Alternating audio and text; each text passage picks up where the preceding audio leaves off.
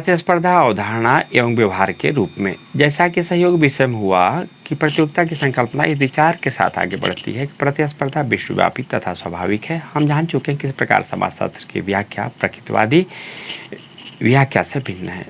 यहाँ यह आवश्यक है कि एक सामाजिक तत्व के रूप में प्रतिस्पर्धा को समझा जाए, जिसका समाज में उद्भव हुआ है तथा एक निश्चित ऐतिहासिक समय में यह प्रभावी रही है।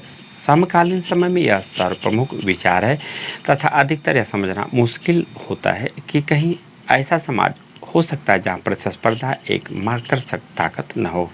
एक दंतकथा के स्कूल अध्यापक जो अपने अनुभवों को अपने बच्चों के साथ अफ्रीका के एक पिछड़े स्थान से बता रहा है, हमारा ध्यान उस तथ्य की ओर आकर्षित करता है जहाँ प्रतिस्पर्धा को स्वयं समाजशास्त्री रूप में न कि स्वाभाविक वृत्ति के रूप में समझाना था।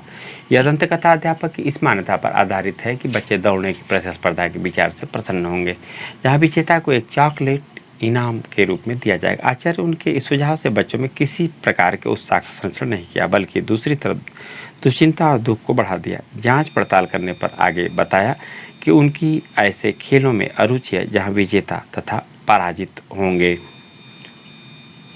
यह उनके आनंद करने के विचार के विरुद्ध है। उनके लिए आनंद का विचार आवश्यक तौर पर संयुक्त सामूहिक अनुभव है, न कि प्रतिस्पर्धा जहाँ पुरस्कार कुछ लोगों को वंचित करता है तथा एक अथवा कुछ को पुरस्कृत करता है।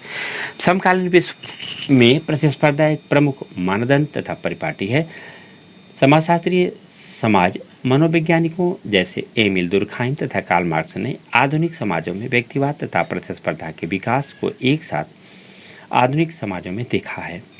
आधुनिक पूंजीवादी समाज जिस प्रकार कार्य करते हैं, जहां दोनों का एक साथ विकास सहज है, यहाँ अत्यधिक कार्यकुशलता तथा लाभ के कमाने पर बल दिया जाता है।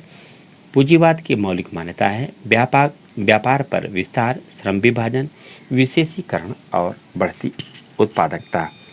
स्वधारणी समृद्धि की ये प्रक्रियाएं पूंजीवाद के केंद्रीय विचार से बढ़ावा प्राप्त करती हैं। बाजार क्षेत्र में विद्यमान मुक्त प्रतिस्पर्धा में तार्किक व्यक्ति अपने लाभों को अधिक बढ़ाने की कोशिश में लगा रहता है। प्रतिस्पर्धा की विचारधारा पूंजीवाद की सशक्त विचारधारा है। इस विचारधारा का तर्क है कि बाजार इस प्रकार से कार्य करता है कि अधिकतम कार्यकुशलता सुनिश्चित हो सके। जैसे प्रतिस्पर्धा यह सुनिश्चित करती है कि सर्वाधिक कार्यकुशल फर्म बची रहे। प्रतिस्पर्धा यह सुनिश्चित करती है कि अधिकतम अंक पाने वाला बेहतरीन छात्र को प्रसिद्धि कॉलेजों में दाखिला मिल सके और बेहतरीन रोजगार प्राप्त हो सके। इन सभी स्थितियों में बेहतरीन होना सबसे बड़ा भौतिक पुरस्कार सुनिश्चित करता है।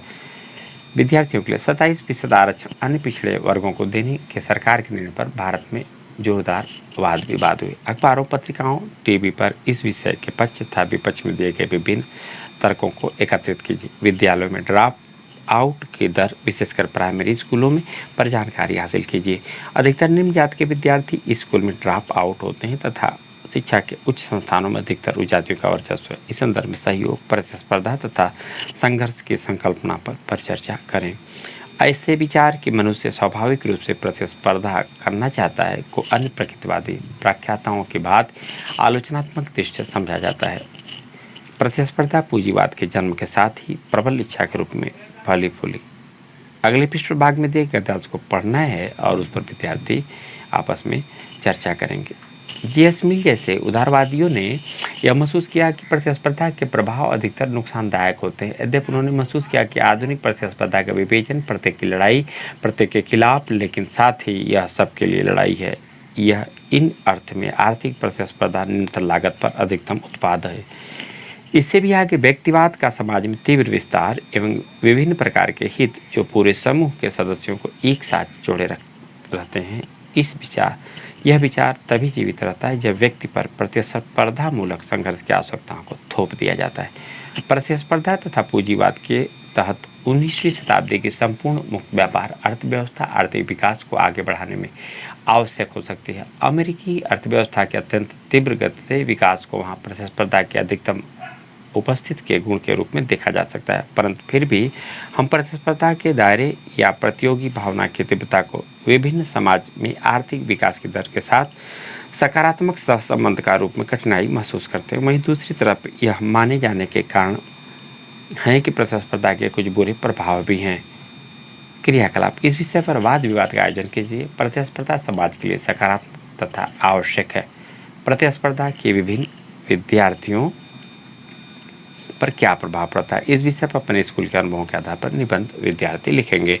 यह विचारधारा मान कर चलती है कि व्यक्ति बराबरी के स्तर पर प्रतिस्पर्धा करता है, अर्थात प्रत्येक व्यक्ति के लिए परिस्थिति, शिक्षा, रोजगार अथवा प्रतिस्पर्धा हेतु समान संसाधन रहते हैं।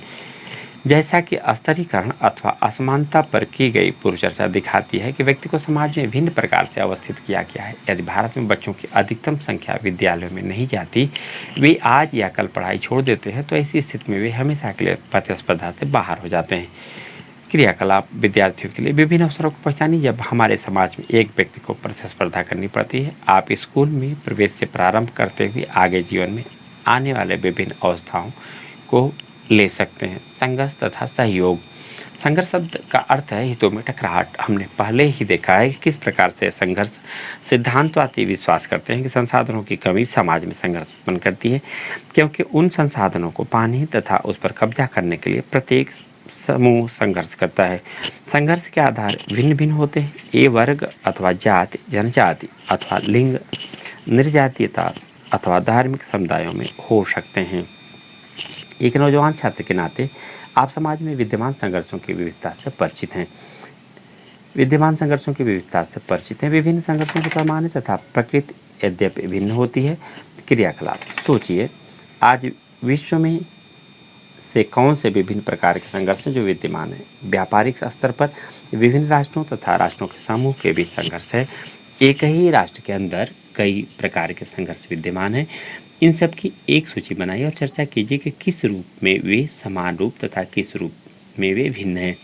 अधिकतर सामान्य ज्ञान की सोच के अनुसार समाज में संघर्षों की स्थिति नहीं है।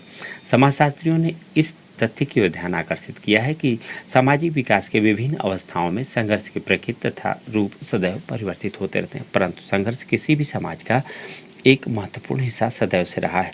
सामाजिक परिवर्तन तथा लोकतांत्रिक अधिकारों पर सुविधा वंचित तथा भेदभाव का सामना कर रहे समूह द्वारा हक जताना संघर्षों को और उभारता है, लेकिन इसका यह अर्थ नहीं है कि संघर्ष पहले विद्यमान नहीं थे। वाक्स में दिए गए उदाहरण इस पर बल देते हैं। नए तथा पुराने के बीच संघर्ष आज विकासशील देशों के मंच बने हैं। प्राचीन प्राणी नवीन ताकतों का मुकाबला नहीं कर पा रही, न ही लोगों की नवीन आशाओं तथा आकांक्षाओं का प्रतिनिधित्व करती है, परंतु यह स्थिति मृतप्राय नहीं है। सच्चाई यह है कि यह सभी भी जीवित हैं। संघर्ष बेकार की बहस, विभ्रांति, विसंगत कई मौकों पर खून खराबे को जन्म देता है। इन परिस्थितियों में समाजशास्त्रियों के लिए यह बेहद आवश्यक होता है कि वे अपने पुराने अच्छे दिनों को याद करें, परंतु एक पल का परावर्तन उन्हें यह विश्वास दिला देगा कि पुरानी पद्धति संघर्ष से वंचित नहीं थी। उसने जनसंख्या के व्यापक भाग पर अमानुषिक अत्याचार किए। सैद्धांतिक दृष्टिकोण जहाँ संघर्ष को व्याधिकीय माना जाता है अथवा जहाँ विज्ञान के नाम पर एक विशेष मूल्य के रूप में संतुलन का निवेश किया जाता है, परंतु यह स्थिति विकासशील समाजों के अध्ययन में रुकावट सिद्ध होती है। यहाँ यह समझना आवश्यक है कि संघर्ष विसंगति अथवा प्रत्यक्ष झड़प के रूप में दिखाई देते हैं। यहाँ खुले हुए प्रकट किए जाते हैं। उदाहरण के तौर पर भूमि संसाधनों पर गहरे संघर्षों की प्रत्यक्ष प्रतिक्रियाओं का परिणाम है कृषक आंदोलन। आंदोलन की अनुपस्थिति का अर्थ है संघर्ष की अनुपस्थिति नहीं है।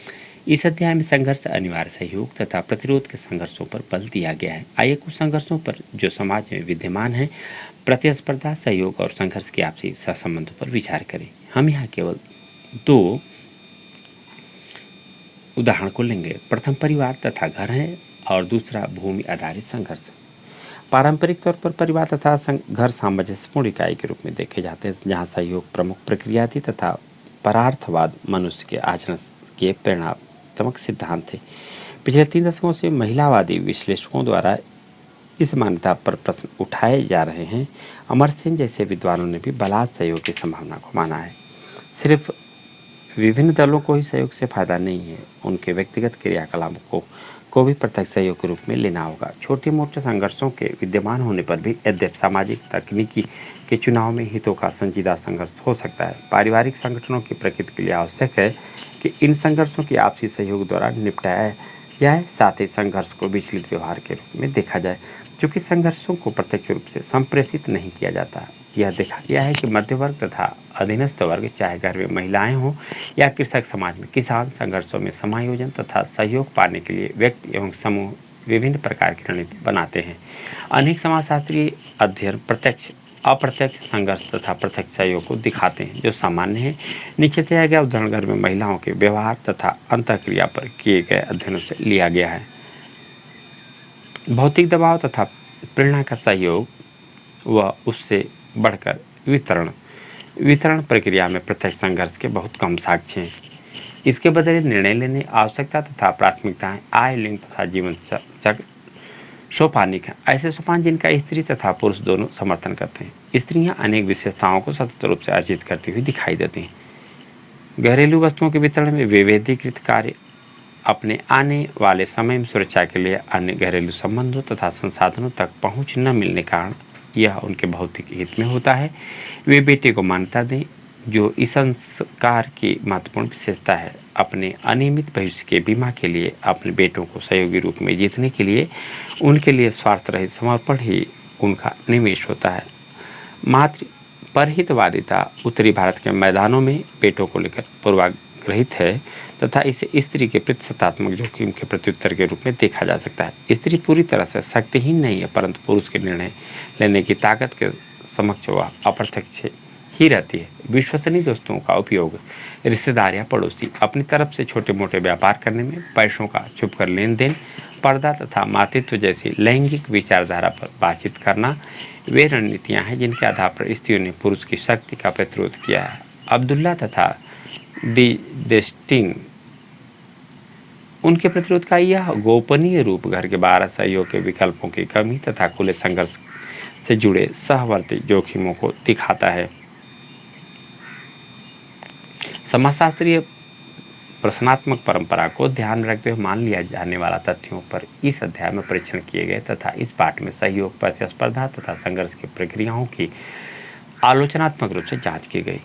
समाजशास्त्रीय दृष्टिकोण से ये प्रक्रियाएं स्वाभाविक नहीं मानी जाती। यह उन्हें आगे अन्य सामाजिक विकास से जोड़ता है। नीचे दिए गए अनुच्छेद में आप भूमि संबंधों तथा भारत के भूदान ग्राम दान आंदोलन के विषय में पढ़ेंगे। बॉक्स को पढ़िए और देखिए कि समाज में सहयोग किस प्रकार समाजशास्त्रीय रूप में तकनीक तथा उत्पादन की आर्थिक व्यवस्था से जुड़ा है। विद्यार्थियों के लिए क्रियाकलाप, भूमि संघर्ष संबंधित विवरण को ध्यानपूर्वक पढ़िए। इसके विभिन्न सामाजिक वर्गों को पहचानिए, शक्ति तथा संसाधनों की भूमिका पर ध्यान दीजिए। भूमि संघर्ष सन 1956 में हरबख्श एक राजपूत ने नथु अहीर पटेल से 100 रुपये अपने 2 एकड़ जमीन को गिरवी अनौपचारिक रख कर्ज लिया। उसी वर्ष हरबख्श की मृत्यु हो गई और उसके उत्तराधिकारी गणपत ने सन 1958 में जमीन को वापस लेने का दावा किया। इसके लिए उसने 200 रुपये देने की पेशकश की। नथु ने गणपत को जमीन वापस करने से मना कर दिया। गणपत इसके लिए कानूनी कार्रवाई का सहारा नहीं ले सका क्योंकि यह लेन देन आय व्यय रिकॉर्ड में कहीं दर्ज नहीं था। इस परिस्थितियों के अधीन गणपत ने हिंसा का सहारा ले सन 1959 में ग्राम दान के 1 वर्ष पश्चात में जबरन भूमि पर अधिकार कर लिया। गणपत चूंकि स्वयं एक पुलिस कांस्टेबल था, अतः इस मामले में उसने अफसरों पर काफी प्रभाव डाला। जब पटेल फुलेरा गया पुलिस थाना हेडक्वार्टर, तो उसे पुलिस स्टेशन ले जाया गया और जबरन उसे इस बात पर राजी किया गया कि वह जमीन गणपत को वापस लौटा देगा। इसके पास ग्रामवासियों की एक सभा बुलाई गई जब पटेल को पैसा दिया गया और गणपत को अपनी जमीन वापस मिली। ये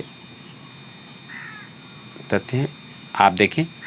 निष्कर्ष में इस पाठ का मुख्य उद्देश्य एक और सामाजिक तथा स्तरीकरण के संबंधों को समझना है, तो दूसरी ओर सामाजिक प्रक्रिया के रूप में सहयोग, प्रतिस्पर्धा तथा संघर्ष को। आपने देखा होगा कि तीनों सामाजिक प्रक्रियाएं भिन्न हैं, लेकिन अधिकांशतः भी एक साथ मौजूद होती हैं तथा एक दूसरे से कभी छिपे और कभी खुले रूप में संबद्ध और विद्यमान होती है, जैसा कि बलात् सहयोग के संघर्ष संदर्भ में हुई चर्चा से पता चलता है।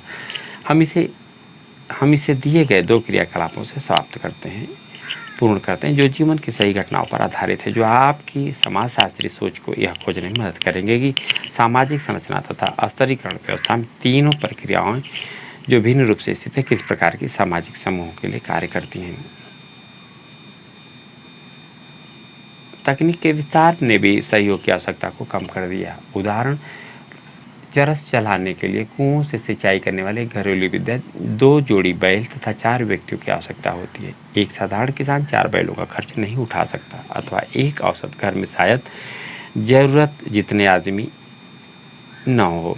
जैसे स्थिति में वे बैल तथा आदमी दूसरे घरों, रिश्तेदार, पड़ोसी, दोस्त आदि से मंगवाते हैं। वैसी सेवाओं को देने के बदले परंतु यदि चरस को रहट पर चेनव्हील से बदल दिया जाए तो रहट जिस पर भारी पूंजी निवेश की आवश्यकता पड़ती है, तब मात्र एक जोड़ी बैल तथा एक व्यक्ति की आवश्यकता इसे चलाने में पड़ती है। सिंचाई के संदर्भ में सहयोग की आवश्यकता को भारी पूंजी निवेश तथा सक्षम तकनीक के कारण कम कर दिया। किसी प्रणाली में तकनीकी स्तर व्यक्तियों तथा समूहों के बीच सहयोग की आवश्यकता को निर्धारित करता है। क्रियाकलाप विद्यार्थियों के लिए नीचे दी गई रिपोर्ट को ध्यानपूर्वक पढ़ें। जो भी चर्चा करेंगे सामाजिक संरचना, स्तरीकरण और सामाजिक प्रक्रिया के आपसी संबंधों पर परिचर्चा करिए। किस प्रकार संतोष और पुष्पा सामाजिक संरचना तथा स्तरीकरण के कारण बाध्य हैं, इस पर विवेचना कीजिए। क्या यह संभव है कि उनके जीवन में 3 सामाजिक प्रक्रियाओं यथा सहयोग, प्रतिस्पर्धा तथा संघर्ष को पहचाना जा सके? क्या इन विवादों को सहयोग की प्रक्रिया के रूप में देखा जा सकता है? क्या इन विवादों को ऐसी क्रिया के रूप में देखा जा सकता है जिसे व्यक्ति समझ बूझकर अपनाता है ताकि वह प्रतियोगिता रोजगार बाजार में जीवित रह सके? क्योंकि विवाहित जोड़ों को यहाँ प्रमुखता दी गई। क्या यहाँ संघर्ष के कोई लक्षण हैं? आप देखें, मिलिए माता पिता से किशोर विवाह, प्रवासी मजदूर तथा गन्ना कारखानों में संवैधानिक संकट, एक दुष्चक्र। कुछ बदलाव के साथ वही पुरानी कहानी है। संतोष सिंधे 14। भूमिहीन मजदूर के बेटे ने 8,000 रुपये पढ़ाई के लिए ऋण लिए। अब साहूकार चाहता है कि ऋण की आपूर्ति की जाए। सिंधे, जिसके पास पैसे के नाम पर कुछ भी नहीं है, एक गन्ने की फैक्ट्री के ठेकेदार से कुछ अग्रिम राशि आय के रूप में लेता है। समस्या यह है कि वे पति पत्नी तथा उनका एक लड़का है। सिंधे परिवार जल्दबाजी में संतोष के लिए एक दुल्हन ढूंढते हैं जिसकी उम्र भी 14 वर्ष है। उसका नाम पुष्पा है, जो महाराष्ट्र के गांव की रहने वाली है। वह उनके साथ कर्नाटक के ओसामाबाद जिले में आती है। वे रास्ते में एक साधारण से विवाह के लिए मंदिर में रुकते हैं। इनके लिए एक नाम भी है, केटकिन। शायद इस शब्द का उद्भव कम पे रहने वाले प्रवासी मजदूरों से हुआ है जो फैक्ट्री के बाहर गन्नों कटाई के मौसम में रहा करते थे। ठेकेदार अकेले लड़कों के बजाय विवाहित दंपति को काम देना पसंद करते हैं क्योंकि ये लड़कों के मुकाबले फैक्ट्री में ज़्यादा महीनों तक रुककर काम करते हैं। पश्चिमी महाराष्ट्र के गन्ने की फैक्ट्रियाँ, जहाँ एक समय में रोजगार की 1/3 चीनी का उत्पादन होता था, आपदा की स्थिति में प्रवासी मजदूरों के लिए रोजगार के अवसर खत्म हो गए। अनुमानतः फैक्ट्रियों ने 1900 करोड़ रुपए से अधिक का नुकसान उठाया है और इस वर्ष 177 चीनी मिलों में से 120 मिलों को मजबूरन केंद्र की 1650 करोड़ रुपए वित्तीय पैकेज की सहायता लेनी पड़ी। लेकिन 6 महीने की लंबी अवधि में खेतों में गन्नों की कटाई करने वाले प्रवासी मजदूरों की स्थिति और भी बदतर हो गई। उनके रोजगार पाने का अवसर और कम हो गए और वेतन बद से बदतर। संतोष, एक नौजवान जिसकी उम्र 16 वर्ष की हो गई है, ने अभी अभी 10वीं कक्षा की पढ़ाई खत्म की है और उसकी पत्नी पुष्पा ने 12वीं कक्षा की परीक्षा दी है। पुष्पा, जो पढ़ने में अच्छी छात्रा है, अपनी पढ़ाई तथा अपने 1.5 वर्ष के बच्चे की देखभाल दोनों कार्य के बीच संतुलन बनाकर उन्हें करती है। इसके अलावा घर परिवार तथा खेतों में काम भी करती है, जैसा कि वे स्वयं करती है। मेरी शादी इतनी जल्दी हुई कि कभी कभी मैं सोचती हूँ मेरी शादी कब हुई, यह सब कब हुआ। पूछने पर कि क्या उसके स्वास्थ्य में कुछ कमी आई है, इस नौजवान माँ का कहना है, मेरी कोशिश रहती है कि मैं उन चीज़ों के बारे में न सोचूं जिनके ऊपर मेरा कोई बस नहीं। इसकी अपेक्षा मैं उन चीज़ों पर ध्यान देती हूँ जो मैं कर सकती हूँ। उनके ससुराल वालों का कहना है कि वे आगे की पढ़ाई तभी कर सकती है जब उन्हें कोई छात्रवृत्ति मिले, नहीं तो ये नौजवान दंपति मुंबई के किसी निर्माण क्षेत्र में काम करने चले जाएंगे। क्रियाकलाप विद्यार्थियों के लिए विक्रम और नितिन। क्रियाकलाप 11। संतोष तथा पुष्पा में जिस प्रकार की प्रतिस्पर्धा है उनकी असमानताओं को दर्शाइए। जिस प्रकार 8% दर से भारतीय अर्थव्यवस्था पुराने सभी रिकॉर्ड तोड़ती हुई तीव्र गति से आगे बढ़ रही है। दिन प्रतिदिन व्यापार के क्षेत्र में हजारों नौकरियां रोज जन्म लेती हैं, जिसका असर लोगों के बदलते हुए काम के दृष्टिकोण तथा कार्यप्रणाली में देखा जा सकता है। ये नया कामकाजी वर्ग तुरंत अपने किए गए कार्यों के प्रति इनाम चाहता है। उन्नत जल्दी से जल्दी मिलनी चाहिए और पैसा, अच्छी तनख्वाह, अतिरिक्त भत्ता तथा ऊंची वृद्धि मुख्य उत्तेजक के रूप में कार्य करते हैं।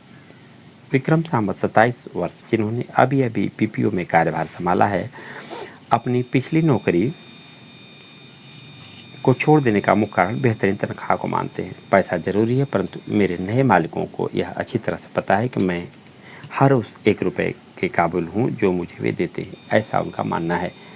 इन नए कमो कमो कमोन्मत्त को जो चीज़ें आगे बढ़ाती हैं, वह है कॉर्पोरेट जगत की सीढ़ी पर छलांग मारते हुए आगे बढ़ना, न कि एक-एक सीढ़ी पर तौलते हुए अपने कदमों को आगे बढ़ाना। जी हाँ, मैं एक लाभ बस जल्दी से जल्दी पाना चाहता हूँ, न कि अपने बुढ़ापे तक इसका इंतज़ार करना। ऐसा करना है नितिन का, जो अपनी अगली बड़ी छलांग के लिए बिल्कुल इंतज़ार नहीं करना चाहते। इसके लिए उन्होंने आईसीआईसीआई को छोड़ एक तरह के लिए अपने आप को स्टैंडर्ड चार्टर्ड से जोड़ा। इसके बाद ऑप्टिमिक्स से क्षेत्रीय मैनेजर की हैसियत से जुड़ गया। शब्दावली जो अभी आप लोगों के बीच आई, परहितवाद, सिद्धांत बिना किसी लाभ के दूसरों के हित के लिए काम करना। अलगाव, मार्क्स ने इस अवधारणा का प्रयोग मजदूरों का अपने श्रम तथा श्रम उत्पाद पर किसी प्रकार के अधिकार न होने के संदर्भ में किया है। इससे मजदूरों के कार्य के प्रति रुचि समाप्त होने लगती है। प्रतिमानहीनता, दुर्खाइम के लिए सामाजिक स्थिति जहाँ व्यवहार को पथ प्रदर्शित करने वाले मानदंड नष्ट हो जाते हैं, व्यक्ति बिना सामाजिक बाध्यता अथवा पथ प्रदर्शन के रह जाता है। एक नियमहीनता की स्थिति, पूंजीवाद, वह आर्थिक प्रणाली जहाँ उत्पादन के साधन पर निजी अधिकार होता है तथा जिनका प्रयोग बाजार व्यवस्था में लाभ कमाना है, जहाँ श्रम मजदूरों द्वारा किया जाता है। श्रम विभाजन, कार्य का विशिष्टीकरण, जिसके माध्यम से विभिन्न रोजगार उत्पादन प्रणाली से जुड़े होते हैं। प्रत्येक समाज में किसी न किसी रूप में श्रम विभाजन होता है, विशेषकर पुरुषों को दिए गए कार्य तथा महिलाओं द्वारा किए गए कार्य। औद्योगिकरण के विकास के साथ श्रम विभाजन और जटिल हो गया। अन्य किसी भी प्रकार के उत्पादन की तुलना में आधुनिक विश्व में श्रम विभाजन का क्षेत्र अंतर्राष्ट्रीय हो गया है। प्रभुत्वशाली विचारधारा, विचार तथा मान्यताएं जो प्रभुत्वशाली समूह के हितों की रक्षा करते हैं, ऐसे विचारधारा प्रत्येक समाज में पाई जाती हैं। जहाँ विभिन्न वर्गों में असमानताएं हों, विचारधारा की संकल्पना शक्ति से जुड़ती हैं। चूँकि वैचारिक प्रणाली विभिन्न शक्तियों को वैध बनाती है जो विभिन्न समूहों में सन्निहित होते हैं। व्यक्तिवाद, वह सिद्धांत जहाँ चिंतन जो समूह के स्थान पर व्यक्तियों की स्वायत्तता को महत्व देता है। मुक्त व्यापार उदारवाद, वह राजनीतिक तथा आर्थिक नजरिया जो इस सिद्धांत पर आधारित है कि सरकार द्वारा अर्थव्यवस्था में अहस्तक्षेपी नीति अपनाई जाए तथा बाजार एवं संपत्ति मालिकों को पूरी छूट दे दी जाए। यांत्रिक एकता, दुर्खाइम के अनुसार परंपरागत संस्कृति में सरल श्रम विभाजन इसकी विशेषता है, जो कि समाज के अधिकतर सदस्य एक जैसे कार्यों में लगे रहते हैं। वे एक दूसरे के साथ सामान्यतः समान प्रकार के अनुभव तथा मान्यताओं से बधे होते हैं। आधुनिकता, 18वीं तथा 19वीं शताब्दी की सामाजिक प्रक्रिया जो विशिष्टता, जटिलता तथा गत्यात्मकता के गुणों के कारण प्रसिद्ध हुई और जो वास्तव में परंपरागत जीवन से अलग थी। सावयवी एकता, दुर्खाइम के अनुसार एकता के अंतर्गत समाज व्यक्ति की आर्थिक निर्भरता तथा दूसरों के कार्यों की महत्ता से बधा होता है। क्योंकि यहाँ श्रम विभाजन अत्यंत जटिल होता है, लोग एक दूसरे पर अधिक से अधिक आश्रित होते हैं, क्योंकि प्रत्येक व्यक्ति को वह उत्पाद चाहिए जिसका उत्पादन दूसरे व्यक्ति करते हैं। आर्थिक बदलाव तथा अंतर्निर्भरता के सहसंबंध इस प्रकार की स्थिति में सामाजिक एकमतता बनाने में मदद करते हैं। सामाजिक बाध्यता, हम जिस समूह अथवा समाज के भाग होते हैं वे हमारे व्यवहार पर प्रभाव छोड़ते हैं। दुर्खाइम के अनुसार सामाजिक बाध्यता सामाजिक तथ्य का एक विशिष्ट लक्षण है।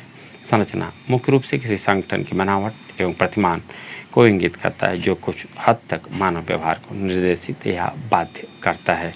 अभ्यास के लिए जो प्रश्न हैं, विद्यार्थी इस पर ध्यान देंगे।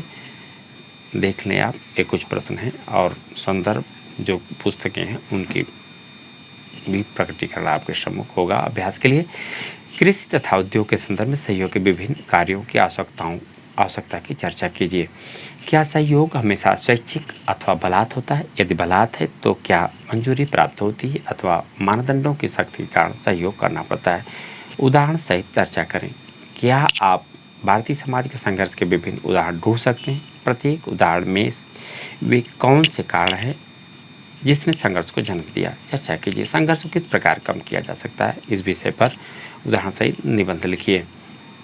ऐसे समाज की कल्पना कीजिए जहाँ कोई प्रतिस्पर्धा नहीं। क्या यह संभव है? अगर नहीं है तो क्यों?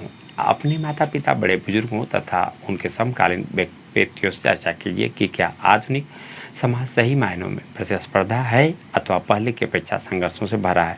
और अगर आपको ऐसा लगता है तो आप समाजशास्त्रीय परिप्रेक्ष्य में इसे कैसे समझाएँगे? और इससे संदर्भित जो ग्रंथ हैं, जिसको विद्यार्थी पढ़ के अपने ज्ञान का में और विस्तार से दे सकते हैं। विभिन्न प्रतियोगी परीक्षाओं की तैयारी करने वाले विद्यार्थियों के लिए इन पुस्तकों का अध्ययन उनके लिए सार्थक सिद्ध हो सकता है और इसी के साथ समाज में सामाजिक संरचना, स्तरीकरण और सामाजिक प्रक्रियाएँ चैप्टर पूर्ण होता है।